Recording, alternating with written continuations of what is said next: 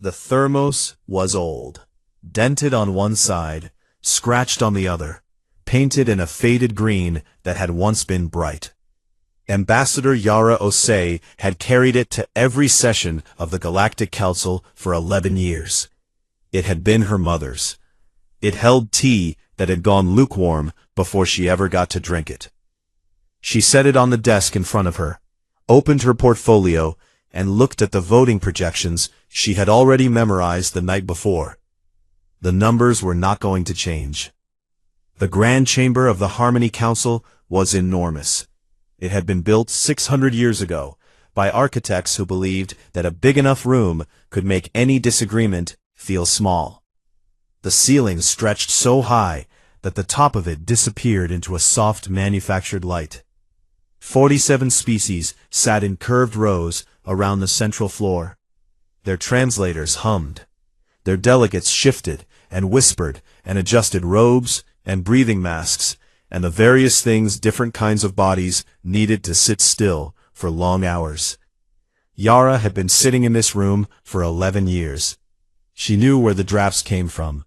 She knew which delegates fell asleep during the long procedural readings, and which ones pretended not to. She knew that the Keth representative always arrived 7 minutes late, and always looked embarrassed about it. She knew today that none of that would matter. Councillor Sevorath of the Velhari rose to speak. The Velhari were tall, pale-skinned, and had the kind of faces that looked carved rather than grown.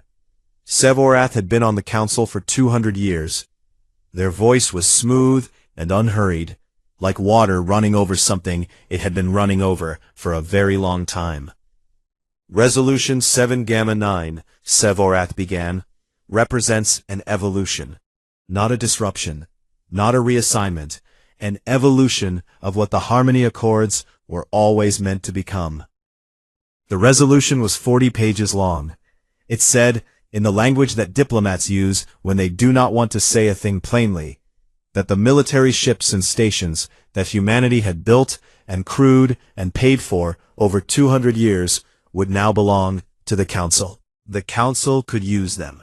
The Council could send them where it wanted, without asking. Sevorath called this solidarity. Yara looked at her thermos. She had read the resolution 17 times. Each time she read it, she thought of a different word for what it was. Not one of those words was solidarity. Sevorath continued for 20 minutes. The speech was genuinely beautiful. It talked about the dream of harmony. It talked about how civilization was only real if it was shared. It talked about how the species that gave the most had always been the ones most honored in history. There was a part near the end that almost made the Keth delegate cry. Yara had written a response. She had it in her portfolio. 4 pages, sourced, measured, precise. She had spent 3 nights on it. She closed the portfolio. The vote was called. It moved through the chamber in the standard order, species by species, delegate by delegate. Yara listened to each one. Yes, yes, yes, abstain, yes, yes, abstain, yes. The 9 human votes were no, no, no, no, no, no, no. It passed 38-9. The chamber recorded the result. A clerk read it aloud for the official transcript. Sevorath nodded, slowly, with the expression of someone who had expected this, and was still pleased. Several delegates began gathering their things. Someone in the back rows was already pulling up the next item on the session agenda. Yara sat still for a moment. The thermos was in front of her. She looked at it the way you look at something when you are trying to remember it. The dent on the left side, the scratch across the lid, the way the green paint had worn thin at the handle.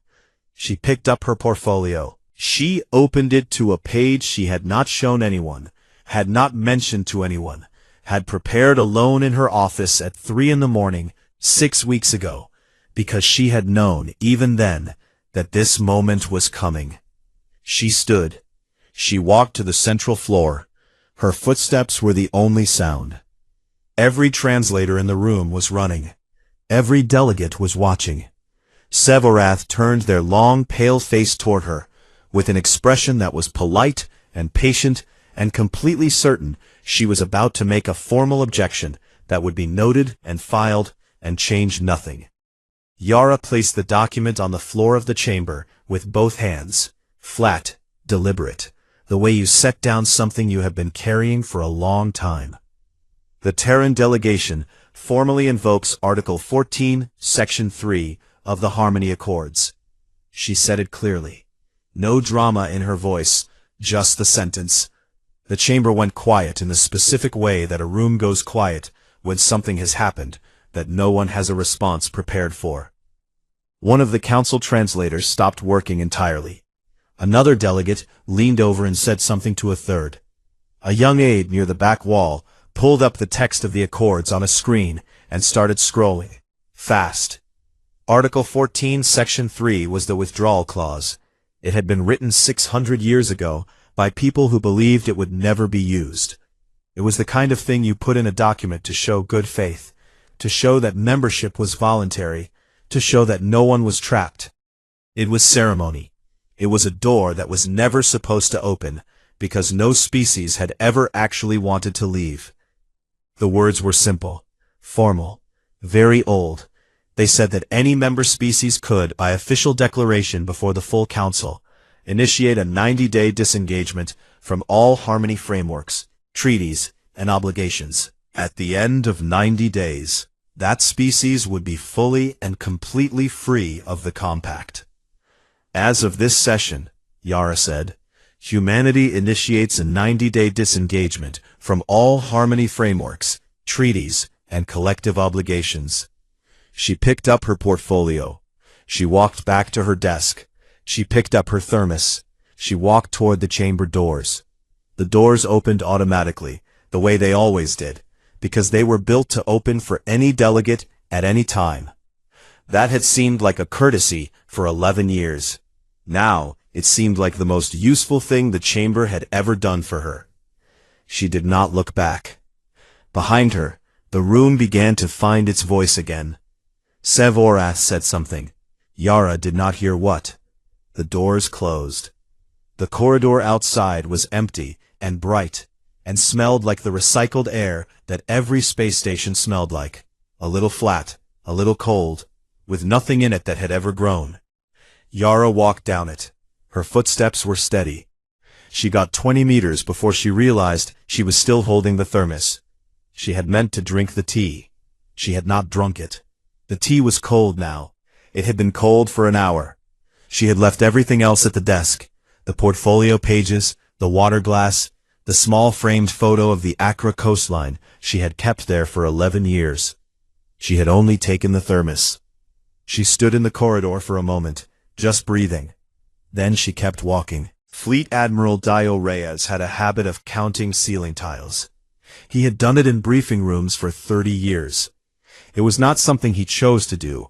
It was something his eyes did, when the information in the room became too much to hold in a straight line. The ceiling tiles in the Terran Strategic Office on Meridian Station were plain white squares, 11 across, 8 down. He had counted them 11 times in the past 2 hours. The briefing was not going well. Not because the news was bad. The news was, in a technical sense, entirely expected. What was not expected was the size of it. What was not expected was that when you laid all the information out on a table, all the contracts, all the maintenance agreements, all the service records, all the supply routes, all the database access agreements, all the research partnerships, all the patrol arrangements, the number you arrived at was so large that the analyst presenting it had stopped twice to recheck her own work.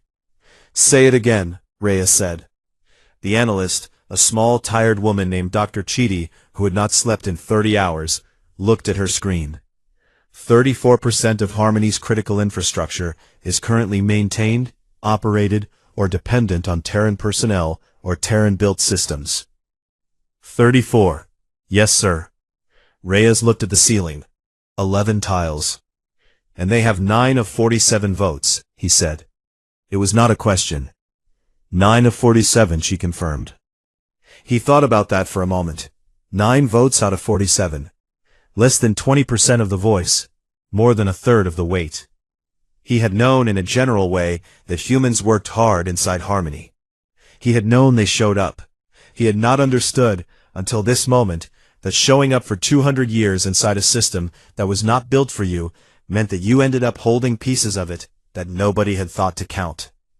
The withdrawal clock had started 11 days ago. 79 days remained.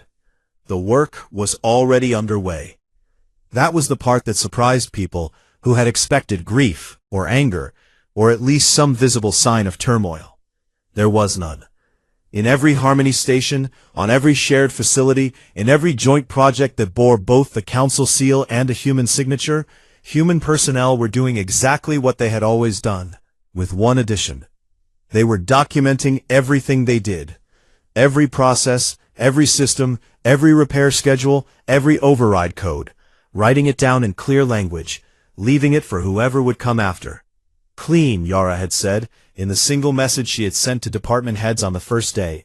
We leave clean. She had not elaborated. She did not need to. On the jump gate relay station above Vera 7, a human engineer named Cass spent 14 hours writing a maintenance manual for a cooling system she had been running on improvised solutions for 3 years, because the Harmony supply chain kept sending the wrong parts. She wrote down every improvisation. She drew diagrams. She labeled everything in 3 languages. When she was done, she sat and ate her dinner and looked at the manual and thought that it was probably the best thing she had ever written, and that whoever took over would probably not understand half of it for at least a year. She submitted it anyway, packed her toolkit, went to bed. On Harmony Station 12, a team of 8 human medical researchers finished transferring their data on the Gren fever strain to the joint database. The last entry contained a note, written by the team's senior researcher. This treatment protocol requires synthesis equipment only currently available through Terran medical suppliers. Recommend sourcing alternatives before end of transfer period. The note was filed. Nobody read it yet. Day 47. Reyes was in his office when the report came in. It was 2 paragraphs. A Velhari hospital ship, the Sorrow of Omoth, had transmitted an emergency distress signal to the nearest Harmony medical relay. A rare degenerative condition had presented in 17 passengers simultaneously, a known phenomenon in long-haul Velhari travelers. The standard treatment required a synthesized compound. It had a production chain that was 7 steps long, and had been entirely run by human biochemists based out of a lab on Station 41. Station 41 had completed its transfer process on day 43. The lab equipment was already in transit back to Terran space. Under the Harmony medical emergency protocols, standard response time was 6 hours. The Harmony medical relay had contacted 4 alternative suppliers. None of them produced the compound at the required purity. 2 of them had never heard of it. One had produced it once 9 years ago under a joint contract with the Station 41 lab, and had not maintained the process afterward. Estimated time to treatment? Unknown. Reyes read the report, set it on his desk. He did not pick it up again. He looked at it for a while, the way you look at a thing you knew was going to happen, and feel no satisfaction at having known. Well, he said, there it is. His aide, standing in the doorway, asked if he wanted to send a response. Reyes thought about it. Humanity was no longer under Harmony obligation. This was not his crisis to manage. This was not his ship to rescue. Everything he had spent the past 47 days doing had been precisely so that he was no longer responsible for things like this. Send them the contact for the Station 41 team leader, he said. She's still in transit. She'll know if there's a workaround. He paused. Don't send it through council channels. Send it directly. His aide nodded and left. Reyes looked at the ceiling. 11 tiles. Always 11. He was not angry. That was the thing that surprised even him. He had expected to feel something fierce when the pieces started falling, when Harmony began to feel the actual weight of what it had casually voted to take. He had expected satisfaction, or grief, or the particular exhaustion that comes after a long fight finally ends. What he felt instead was tired in a way that had nothing to do with sleep.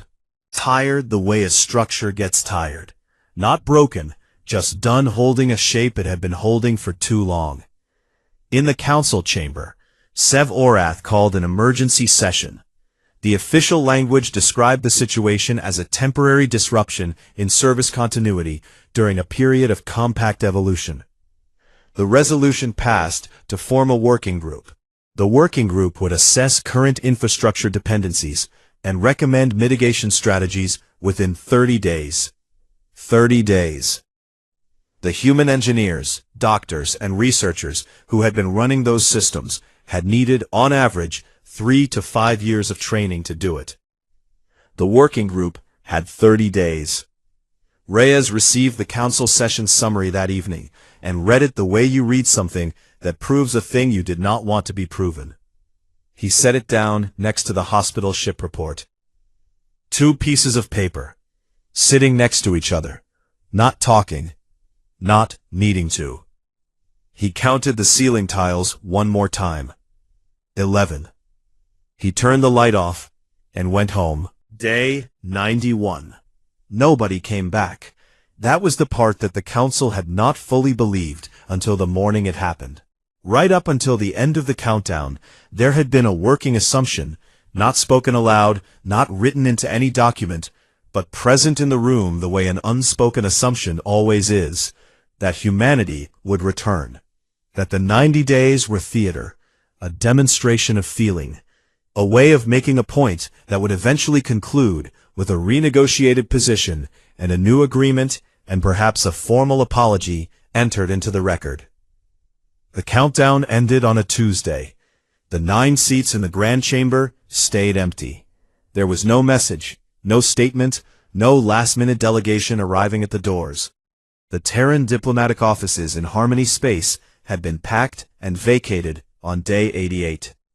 The forwarding address for official correspondence was a relay code that connected to an automated receipt system. The automated system confirmed delivery. That was all it did. Sev Orath called the session to order. The chamber was full, 46 species, every seat taken, but the 9 empty chairs made it feel hollow in a way that had nothing to do with the number of people present. Someone had placed the standard water glasses at those seats out of habit. The glasses sat there, full, untouched, over the course of the 6-hour session. By the end, the ice in them had melted. The session was supposed to address the infrastructure crisis. It did, in the way that large formal bodies address crises, with the creation of additional committees, the drafting of additional language, the passing of resolutions that describe the problem in very precise terms, and committed to the development of solutions that would be identified and implemented within a timeline to be determined. The jump gate relay above the Terran colony world had been running at 60% capacity for 12 days. The Terran delegate reported this. The jump gate above the Sethrani trade route had been shut down entirely after a calibration failure that the human maintenance team, now gone, had been preventing for 4 years through a manual adjustment they had never documented because it had never occurred to them that they would not be there to keep doing it. The Sethrani delegate reported this. Another committee was assigned. The Famine Prevention Program on Outer Reach 7 had been built on a seed variety database that was co-maintained by a human agricultural research team. The database still existed. The access permissions still worked. The problem was that the database needed quarterly updates based on new soil data from Outer Reach 7, and the humans who had been doing the data analysis had been doing it as part of a broader research partnership that no longer existed, and the raw soil data was now sitting in a queue that fed into a processing algorithm that ran on servers that were no longer connected to the network because those servers were on a station that had completed its transfer process on day 71. The Outer Reach delegate reported this. A third committee was assigned. Sev Orath listened to each report in full. Their expression did not change.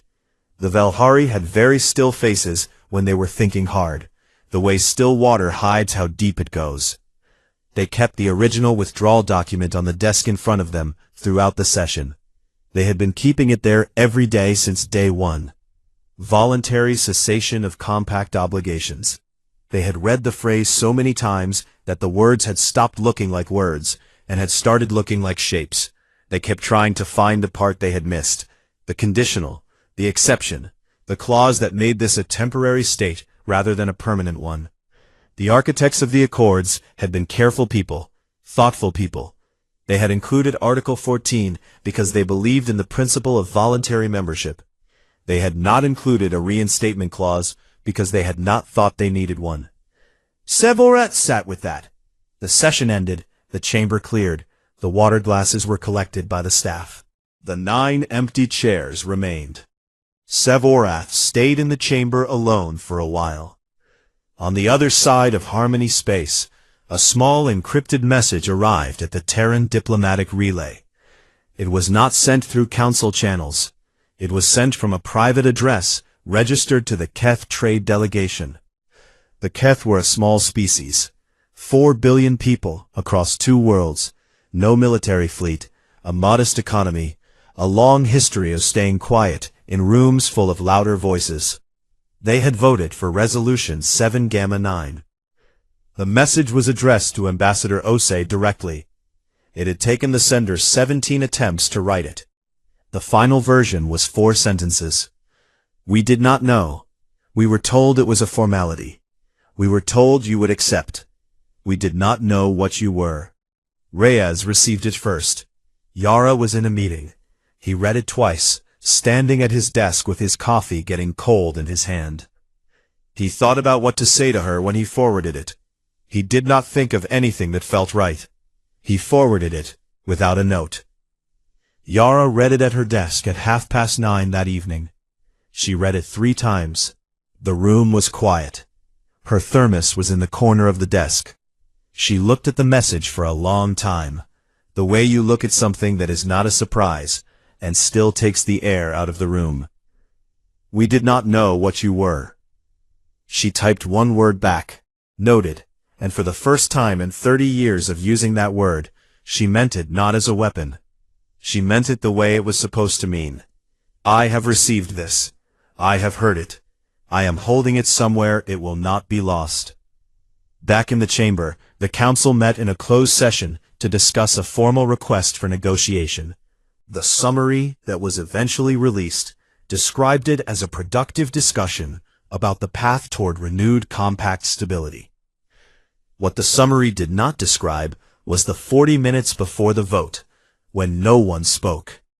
When delegate after delegate sat in their seats and looked at the 9 empty chairs, and the 9 full water glasses, and the ceiling of the great room that had been built to make disagreements feel small. The vote to formally request negotiation with the Terran delegation passed 44-0. Even Sevorath voted yes, especially Sevorath. They left the withdrawal document on the desk when they walked out. They had been rereading it every day for 91 days. They did not need to reread it anymore. They had finally understood what it said. It said that humanity had meant every word. It had always only ever said exactly that. The delegation arrived on a Thursday. 5 of them. Senior council members, each one representing a different species, each one carrying the weight of an institution that had never in its 600-year history sent its people to another species station to ask for anything. They came in a ship that bore the full Harmony seal, a gold and silver circle that symbolized, in the original Accord language, the unbroken ring of mutual protection. A young Terran diplomatic aide named Sarah was the first one to see them come through the dock. She had been assigned to logistics. Her job was to confirm the berth, arrange ground transport, and make sure the conference room on level 4 had water and temperature settings appropriate for 5 different biologies. She had a checklist. She worked through it the way you work through a checklist when you are 26 years old, and the most important diplomatic event in a century is happening around you, and the only thing you can do is make sure nobody's chair is the wrong height. She confirmed the berth. She arranged the transport. She set the conference room temperature. She stood in the dock corridor and watched them walk off the ship. They were remarkable. That was the only word for it. The Velhari delegate Sevorath, who she had read about in briefing documents, but never seen, moved the way old trees moved, slow and upright, and entirely certain of their own weight. Behind them the Keth delegate was small and quick-eyed, and walked like someone who was always aware of where the exits were. The other three were species Sarah recognized from photographs. None of the photographs had prepared her for the fact that they were real and standing in a corridor on a human station, and looking around at the walls with expressions she could not read. She did her job. She took them to the conference room. She made sure the water was cold. She left. Reyes did not attend the meeting. This had been decided. His presence, Yara had explained, in the short and complete way she explained things, would communicate something they were not ready to communicate yet. The military component of humanity's position was already understood. They did not need to put it in the room. He stood at a window on level 6 instead. Below him he could see the dock. The Harmony ship sat in its berth, gold seal visible on the hull, bright against the plain gray of the station structure. He watched it for a while. He was not counting anything. In the conference room, the offer was made. Sevorath spoke first, and spoke well. The voice was the same as always, measured, unhurried, built for long rooms. But the sentence structure had changed. There were fewer nested conditionals, more direct statements. As if they had spent the last 3 months practicing a different way of talking, and were using it now, carefully, one word at a time. Resolution 7 Gamma 9 would be fully reversed. Language to that effect was already drafted, and could be submitted for council vote within a week. Humanity would receive 2 additional council seats, 11 total, bringing representation closer to alignment with actual contribution. A formula had been developed for calculating seat allocation based on infrastructure participation. Humanity had been consulted on the formula.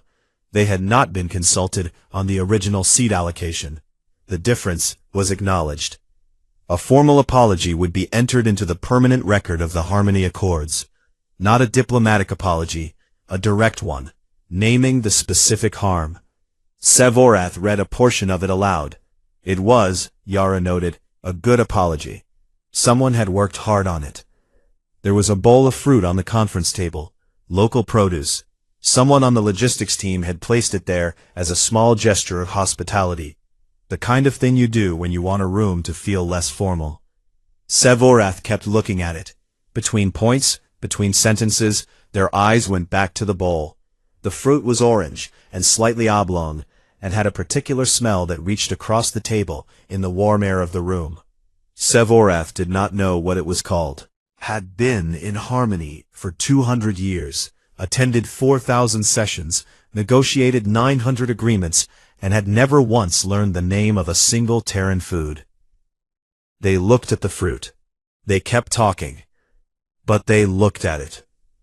When the offer was complete, the room was quiet. Yara sat with the quiet for a moment. She had a glass of water in front of her, and she did not touch it. She looked at Sevorath, and then at the Keth delegate, who was watching her, with an expression that was very still and very careful. The offer is generous, she said. The council has clearly thought carefully about what humanity would want to return. She paused. I think that's the problem. Sevorath's face did not change, but something behind it shifted, the way a structure shifts when something underneath it moves. Yara did not raise her voice. She did not need to. She said she did not doubt the offer was real. She did not doubt that the reversal would hold, that the seats would be honored, that the apology would stand in the record exactly as written. She believed all of it. She believed Sevorath's sincerity. She believed that the council understood, now, that what had happened was a mistake. What she could not unknow, and this was the part she said slowly, not for drama, but because she wanted to be understood clearly, was that 38 species had looked at Resolution 7 Gamma 9, and seen an efficiency measure, not a seizure, not a theft, not a violation of the spirit of the compact they had all signed, a reasonable adjustment, an evolution. They had voted for it the way you vote for a change in filing procedures, without ceremony, without difficulty. That was what the vote had shown her, not malice, not hatred, something in some ways harder to answer than those things. They had not known what they were taking. 600 years of harmony, and no one had thought to count what humanity actually held until humanity started taking it back. If that is the consensus of this council about what the compact means, Yara said, then humanity does not belong inside it. Not because we are angry, because we are not the same kind of thing. The room was quiet again. The Keth delegate, small, quick-eyed, who had sent 4 sentences in the middle of the night and had not been sure anyone would answer, leaned forward. "What do you want instead?" they asked. Not as a negotiating position, as a real question. Yara looked at them for a moment. "Something honest," she said. 2 words. She did not explain them. She did not need to. Outside on level 6, Reyes turned away from the window. He could not see the conference room from there. He did not know yet what had been said. He walked back to his office, sat down at his desk, and for the first time in 4 months, did not count the ceiling tiles. He looked out the other window instead, the one that faced open space. Stars, distant and cold and completely indifferent, doing exactly what they had always done. He thought that was not such a bad thing to be. The Candor Accords were ugly. That was the first thing every diplomat who read them said, and every one of them meant it as a criticism, and not one of them was wrong. The document had no preamble about civilization. It had no language about the dream of a united galaxy, no poetry about the long arc of intelligent life bending toward cooperation, no ceremony at all. It began on the first line with the names of the parties involved, and it ended on the last line with the date and signature blocks. And everything in between was a list of specific things that specific parties would and would not do, written in language so direct that it made experienced diplomats uncomfortable, in the way that very bright light makes you uncomfortable. Not because it is wrong, but because you are not used to it. It said, "Here is what we will do. Here is what we will not do. Here is what happens if either of us breaks this." That was all. 18 months after the withdrawal, 11 species had signed. A further 19 months after that, the number was 19. 3 of those 19 were still technically members of the Harmony Accords. Nobody had a rule against being in both. The Candor Accords did not have a rule against anything except dishonesty. That was, as one Harmony legal analyst noted in a memo that circulated widely and was argued about for weeks, both extremely simple and extraordinarily difficult to violate without everyone immediately knowing you had done it. That was the point. Sarah, who had once been a logistics aide who counted chair heights, was now the lead negotiator on a Candor partnership with a species called the Dravathi. The Dravathi had never signed a bilateral agreement with anyone. They had been members of Harmony for 300 years, and had spent most of it being outvoted on things they cared about, and voting the way the Velhari suggested on things they did not fully understand. They had reached out through the Keth, who had become, quietly and without ceremony, the central connective tissue of the new compact. Sarah sat across from the Dravathi trade envoy in a small room on a small station, with no gold seals on the walls and a very ordinary table between them, and she walked through the agreement line by line. The envoy kept asking where the ceremony was.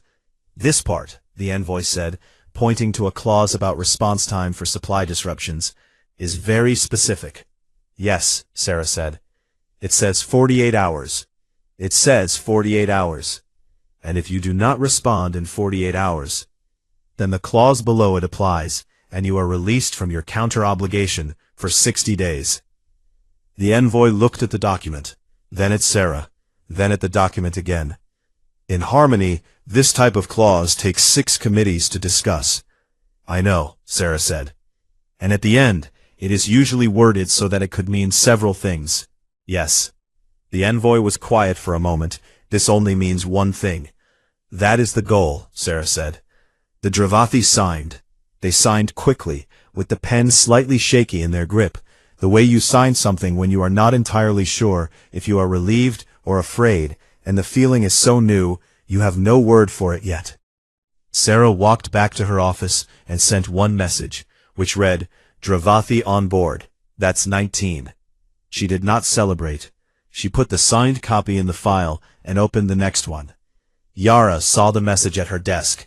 She was eating something, a takeaway container of jollof rice that had been delivered cold because she had let it sit for 2 hours. She read the message. 19. She ate the cold rice. She had been asked many times in the past 18 months why she had not taken the council's offer. The question always had a subtext, which was, you could have won inside the system. Why did you build a new one?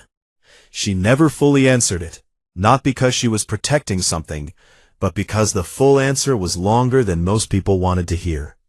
The partial answer, which she gave when pressed, was this.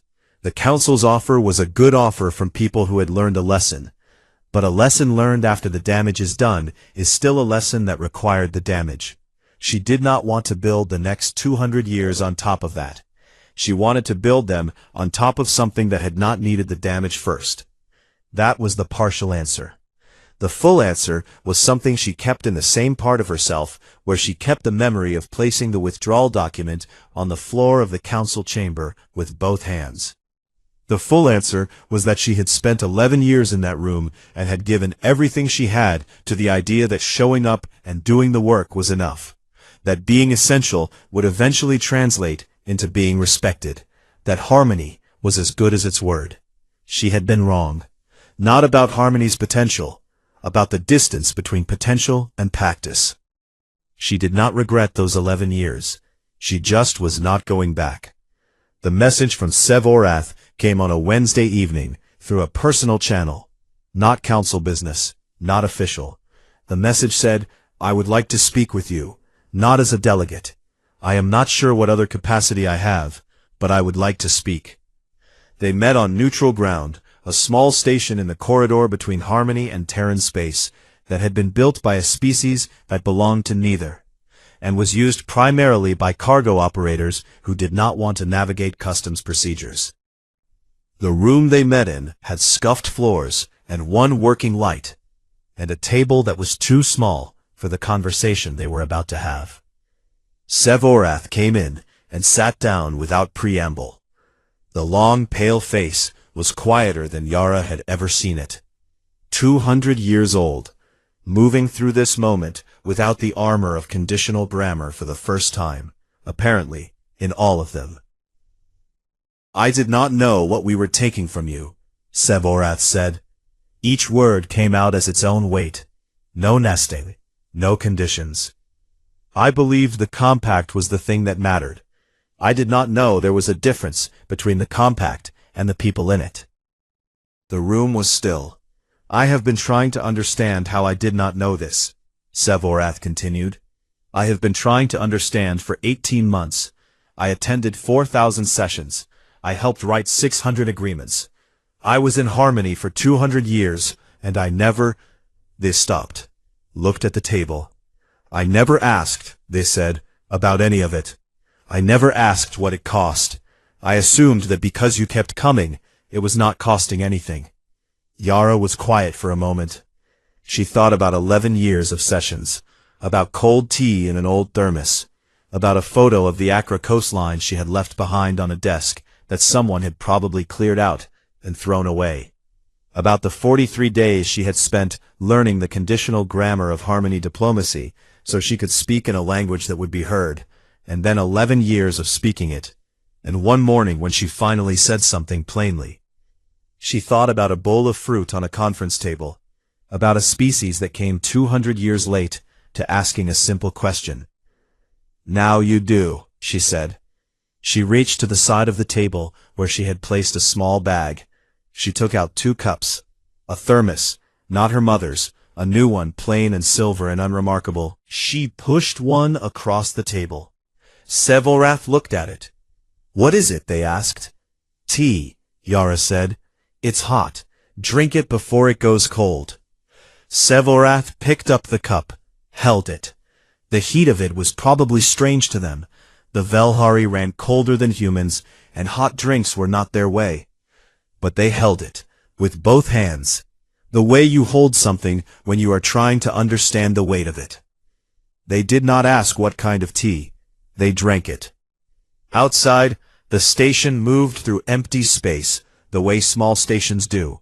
Without drama, without ceremony, just the slow and steady motion of a thing doing exactly what it was built to do. Back in Yara's office, on the edge of her desk, there was a bowl.